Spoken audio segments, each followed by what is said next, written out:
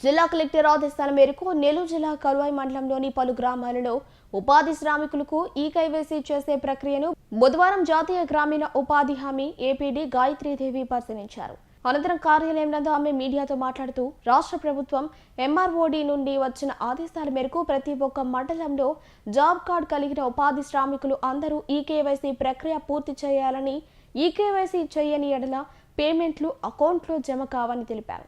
జిల్లా కలెక్టర్ ఆదేశాల మేరకు నెల్లూరు జిల్లా కలువాయి మండలంలోని పలు గ్రామాలలో ఉపాధి శ్రామికులకు ఈకేవైసీ చేసే ప్రక్రియను బుధవారం జాతీయ గ్రామీణ ఉపాధి హామీ ఏపీడీ గాయత్రీదేవి పరిశీలించారు. అనంతరం కార్యాలయం నందు ఆమె మీడియాతో మాట్లాడుతూ రాష్ట్ర ప్రభుత్వం ఎంఆర్ఓడి నుంచి వచ్చిన ఆదేశాల మేరకు ప్రతి ఒక్క మండలంలో జాబ్ కార్డు కలిగిన ఉపాధి శ్రామికులు అందరూ ఈకేవైసీ ప్రక్రియ పూర్తి చేయాలని, ఈకేవైసీ చేయని ఎడల పేమెంట్లు అకౌంట్లో జమ కావని తెలిపారు. అదేవిధంగా మండలంలో 16,409 జాబ్ కార్డులు ఉన్నాయని, ఆధార్ కార్డు సీడ్ అయిన ప్రతి ఒక్క జాబ్ కార్డు ఈకేవైసీ చేయించాలని తెలిపారు. ఈ కార్యక్రమంలో APO Sunil, EC Umadevi, field assistant Venkataramana పాల్గొన్నారు. శ్రామికులందరికీ కూడాను జాబ్ కార్డు కలిగిన ఉపాధి శ్రామికులకి ఈకేవైసీ అనే ప్రక్రియ పూర్తి చేయాలి. దీని ద్వారా వాళ్ళ హాజరు పంపించడము మరియు వాళ్ళ హాజరు పంపించిన తర్వాత వాళ్ళకి పేమెంట్ పడాలన్నా కూడాను ఈకేవైసీ అనేది ఖచ్చితంగా జరగాలని ఇది యుద్ధ ప్రాతిపదికన చేయవలసిందిగా మన శ్రీత జిల్లా కలెక్టర్ గారు ఇన్స్ట్రక్షన్స్ ఇచ్చిన్నారు. ఆ ప్రకారంగా ఈరోజు కలువాయి మండలంలోని పలు గ్రామాలని విజిట్ చేయడం జరిగింది. 16,409 జాబ్ కార్డ్స్ ఉన్నాయి మనకి. వీటిల్లో 16,233 జాబ్ కార్డ్స్ ఆధార్ సీడ్ అయినాయి.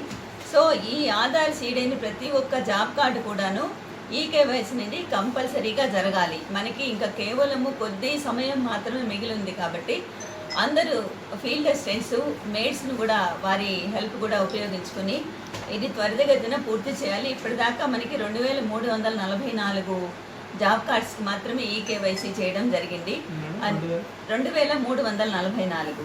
కొంతమంది ఏమంటే వేరే పని మీద బయటికి వెళ్ళున్నా కానీ అలా ఎవరైతే ప్రస్తుతానికి ఊళ్ళో లేరో అలాంటివన్నీ పక్కన పెట్టి, డెత్ కేసులు ఉన్నా కానీ పక్కన పెట్టి, మనకి రోజు పనికి వచ్చే పొటెన్షియల్ వే సీకర్స్ని వాళ్ళందరినీ కూడా మనము ఈకేవైసీ చేయిస్తే ఖచ్చితంగా వాళ్ళు పనికి హాజరు కానీ వాళ్ళ పేమెంట్ పడాలన్నా కానీ ఇబ్బంది ఉండదు. కాబట్టి అందరు ఫీల్డ్ అసిస్టెంట్స్ కూడాను రాత్రి 7, 8 అయినా కానీ అందరు ఇంటి దగ్గరికి వచ్చేస్తుంటారు. కాబట్టి ప్రతి ఒక్కళ్ళు కూడా ఇది చేయించాలి. ఇది టాప్ మోస్ట్ ప్రియారిటీ. కాబట్టి ఫీల్డ్ అసిస్టెంట్స్ దీన్ని ఎంత త్వరగా పూర్తి చేసి అంత త్వరగా చేయాలి. ఇది ఎంఓఆర్డి ప్రిఫరెన్షియల్ ఐటమ్ కాబట్టి ఖచ్చితంగా ఇది వెంటనే పూర్తి చేయాలి.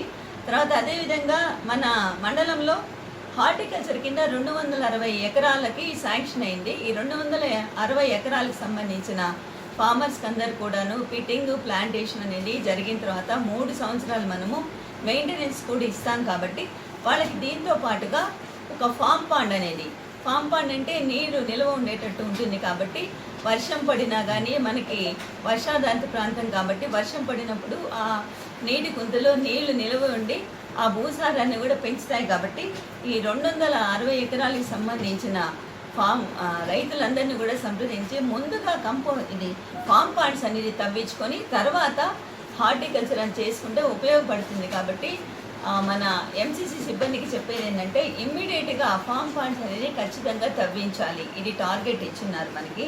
సో 120 అనేది మనకి టార్గెట్ ఇచ్చున్నారు. దీంట్లో 94 శాంక్షన్ అయినాయి. కాబట్టి వీటికి మనము ఇమ్మీడియట్గా మనం పని ప్రారంభిస్తే ఒక్కొక్క ఫామ్ పాండ్కి 20 చొప్పున మనము ఉపాధి శ్రామికులకి మనం పని కల్పించవచ్చు. కాబట్టి వెంటనే ఇది కూడా స్టార్ట్ చేయమనేసి మన ఎంసీసీ సిబ్బందికి ఇన్స్ట్రక్షన్స్ ఇచ్చున్నాము. ఇదే కాకుండా కంపోస్ట్ గుంతలు అనమాట. ఇంట్లో ఉండే చెత్తంతా కూడా బయట ఎక్కడ రోడ్డు మీద వేయకుండా వాళ్ళ ఇంట్లోనే ఒక చిన్న గుంత తీసుకొని దాంట్లో మనం కానీ ఈ చెత్త అది వేసుకుంటే ఎరువు కింద ఉపయోగపడుతుంది. నెక్స్ట్ పశువులు ఉండే వాళ్ళు కూడా ఈ కంపోస్ట్ పిట్స్ తవ్వుకుంటే పశువులకు సంబంధించిన అదంతా కూడా ఎరువు కింద ఉపయోగించుకోవచ్చు. కాబట్టి 3,200 ఇచ్చున్నారు టార్గెట్. ఇది టార్గెట్ అనేది మినిమం ఏమి కాదు, ఎంతైనా కూడా చేసుకోవచ్చు. ఒక్కొక్క కంపోస్ట్ పిట్కి 2 చొప్పున పని దినాలు వస్తాయి. కాబట్టి ఇది ఉపాధి శ్రామికులకి వాళ్ళే తవ్వుకోవచ్చు. ఆ అమౌంట్ కూడా వాళ్ళకే పడుతుంది. కాబట్టి ఈ 3,200 టార్గెట్ కూడా త్వరితగతిన పూర్తి చేయాలి. ఎందుకంటే మనకి రెయినీ సీజన్ అనేది అన్ని జిల్లాల్లో స్టార్ట్ అయిపోతే మనకి రెయినీ సీజన్ లేట్గా స్టార్ట్ అవుతుంది కాబట్టి అది అయ్యే లోపల వర్షం మనకి పడే లోపల ఈ కంపోస్ట్ పిట్స్ కానీ ఫామ్ పాట్స్ కానీ తవ్వుకుంటే ఫామ్ పాట్స్లో నీళ్లు నిలుస్తాయి, ఆ రైతులకు కూడా ఉపయోగపడుతుంది. ఈ నెక్స్ట్ హార్టికల్చర్ కూడా ఇంకెక్కడైతే ఇంకా స్టార్ట్ చేయలేదో వాటికి కూడా స్టార్ట్ చేస్తే వాళ్ళకి బాచన్ బార్డు కూడా ఇవ్వచ్చు. కాబట్టి ముఖ్యంగా మన మండలం అనేది ఎక్కువగా పొటెన్షియల్ మండలం కాబట్టి ప్రతి ఒక్క జాబ్ కార్డు ఉండే వాళ్ళకి పని కల్పించాలి. పని కల్పించిన తర్వాత వాళ్ళకి సరిగా వేజెస్ అవి కూడా పడేటట్టు చూసుకోవాలి. తర్వాత ఈ టీఏస్ కూడా క్షేత్రస్థాయిలో పరిశీలించి వాళ్ళు మినిమంగా 4 hours పని చేస్తే వాళ్ళకి 307 కూలీ అనేది వస్తుంది. కాబట్టి ఖచ్చితంగా వాళ్ళు టైమింగ్స్ మెయింటైన్ చేయాలి.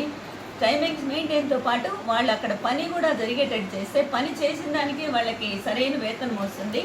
అక్కడ పని కూడా మనకి క్వాంటిటీ పరంగా ఉంటుంది కాబట్టి సోషల్ ఆడిట్లో ఇబ్బంది లేకుండా ఉంటుంది. ప్లస్ మనకి ఆ గ్రామానికి కూడా పని కల్పించిన వాళ్ళం అవుతాం. కాబట్టి మన ఎంసీసీ సిబ్బంది అంతా కూడాను ఖచ్చితంగా మన ఎంజేఎన్ఆర్ఈఎస్ స్కీమ్లో ఏవైతే పారామీటర్స్ ఇచ్చినారో అవి ఎటువంటి వాటికి ఇబ్బంది లేకుండా పనిచేయాల్సిందిగా అందరికీ కూడా సూచనలు ఇవ్వడం జరిగింది.